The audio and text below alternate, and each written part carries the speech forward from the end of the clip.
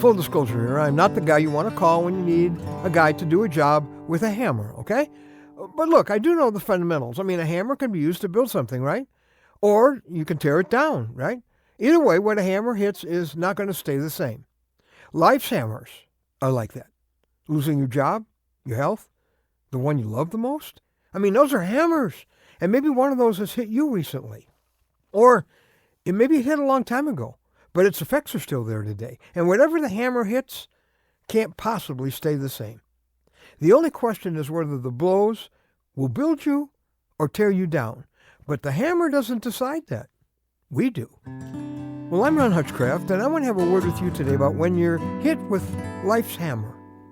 Each summer I travel with a team of young Native Americans, and boy, have they been hammered all their lives by family violence and sexual violence and addiction, depression.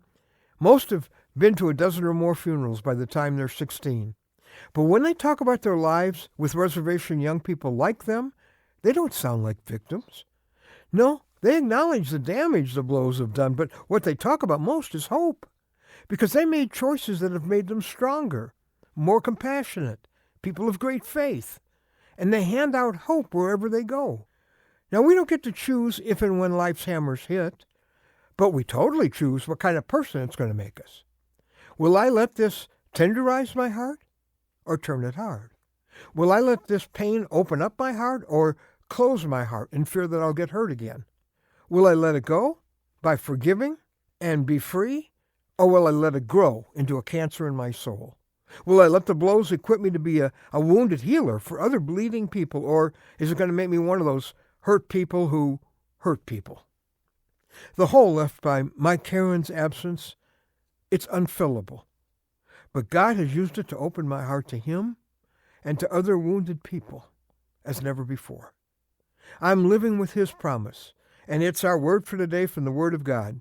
He comforts us in all our troubles so we can comfort others and give them the same comfort God has given us. See, when we've been hurt, we can choose to let the hammer turn us inward, putting up walls that say, "Leave me alone." People get that vibe, and they oblige, and we end up self-isolated at the very time we need people the most. On the other hand, if we choose to reach out, we can experience the very flood of love and support that we're going to need to heal. Maybe the worst choice we can make when the hammer hits is to turn our back on God. We go, "Why?" and the heavens seem silent. But when we turn our back on God at the very point where we need Him the most, we're turning our back on the only one who can make any sense out of what's happened, who can bring meaning out of our pain, who has the hope and the supernatural strength we need to go on. As the Bible promises, I can do all things through Christ who gives me strength. Even through the most leveling blow of my life, my Jesus gets it.